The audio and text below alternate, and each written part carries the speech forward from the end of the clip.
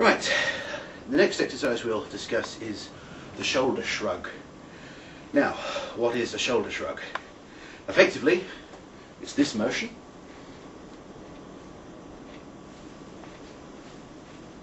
With a weight in your hands. There are a number of ways you can do this. You can use a conventional straight bar, which I'll demonstrate in a moment. If you don't feel comfortable gripping a straight bar, you can use an easy bar to adjust your grip. You can get specialist traps bars, which have handles at the side, and indeed you can do it with dumbbells. I have a pair here. They're not actually even weighted, but it doesn't matter. The basic dumbbell shrug simply involves you holding a dumbbell in each hand and raising and lowering the shoulders.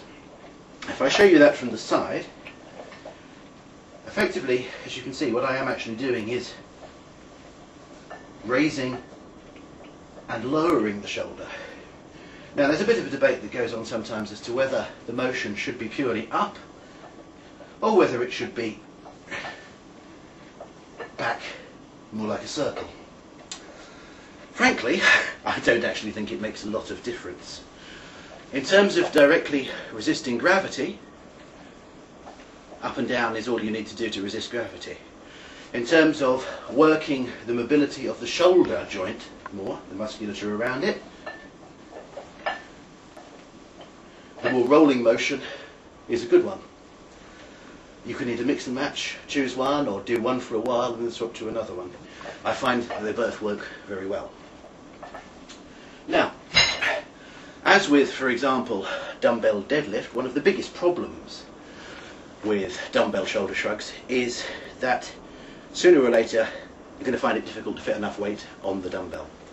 And this is where people typically start going to use a bar.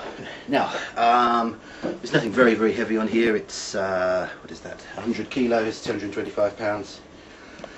So I'll just demonstrate a few shrugs, and one of the things I want to point out is when is a shrug not a shrug.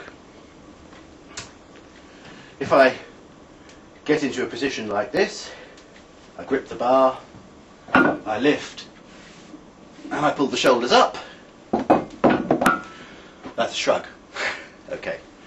On the other hand, if, as often is the case, someone gets a bit bold, slaps a huge amount of weight on there, lifts it and does this, it's difficult to really call that a shoulder shrug. Okay.